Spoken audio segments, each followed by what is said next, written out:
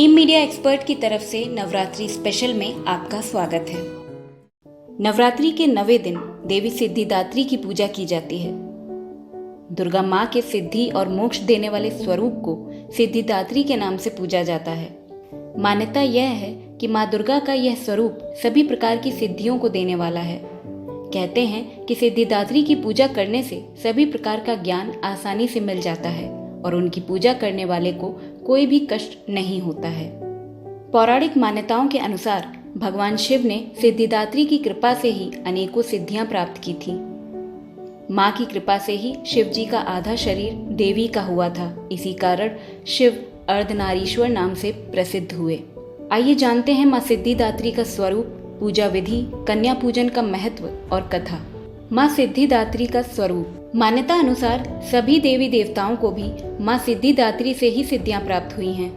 अपने इस स्वरूप में माता सिद्धिदात्री कमल पर विराजमान हैं और हाथों में कमल, शंख, गदा, सुदर्शन चक्र धारण किए हुए हैं। सिद्धिदात्री देवी सरस्वती का स्वरूप भी हैं। उन्हीं की भांति श्वेत वस्त्र धारण किए हुए हैं और मधुर स्वर से अपने भक्तों को सम्मोहित करती हैं। माँ सिद्धिदात्री का पसंदीदा रंग और भोग। मान्यता है कि माँ सिद्धिदात्री को लाल और पीला रंग पसंद है। उनका मनपसंद भोग नारियल, खीर और पंचामृत है। इसके अलावा सिद्धिदात्री माँ को मौसमी फल, हलवा, पूड़ी, काले चने का भोग लगाया जाता है। माँ सिद्धिदात्री की पूजा विधि। नवरात्रि की 9वीं तिथि के दिन माँ को विदा किया जाता है।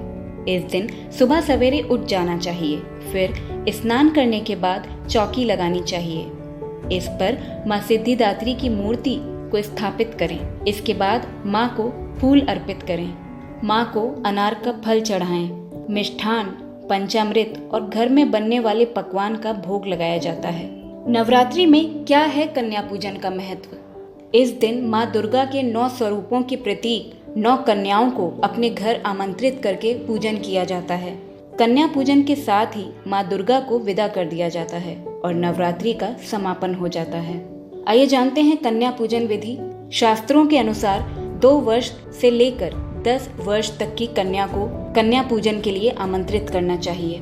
सबसे पहले शुद्ध जल से सभी कन्याओं और बालक के पैर धोएं। इसके बाद माँ दुर्गा के समक्ष दीप प्रज्वलित करें और उनका तिलक करें। इसी के साथ सभी कन्याओं का और बालक का भी तिलक करें।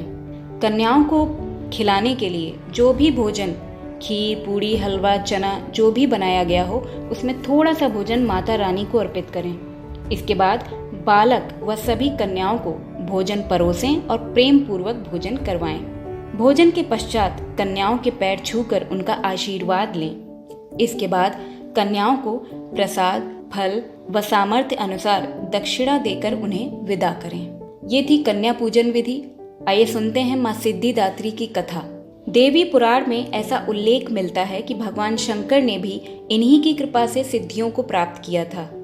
ये कमल पर आसीन हैं और केवल मानव ही नहीं बल्कि सिद्ध, गंधर्व, यक्ष, देवता और असुर सभी इनकी आराधना करते हैं। संसार में सभी वस्तुओं को सहज और सुलभता से प्राप्त करने के लिए नवरात्र के 9वें दिन इनकी पूजा की जाती है।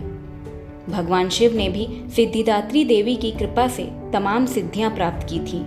इस देवी की कृपा से ही शिव जी का आधा शरीर देवी का हुआ था।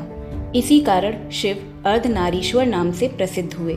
माँ सिद्धिदात्री का पूजन, ध्यान, स्मरण हमें इस संसार की शून्यता का बोध कराते हैं और अमृत पद की ओर ले जाते हैं। देखते रहिए हमारे साथ नवरात्रि स्पेशल। बने रहिए टीम मीडिया एक्सपर्ट के साथ।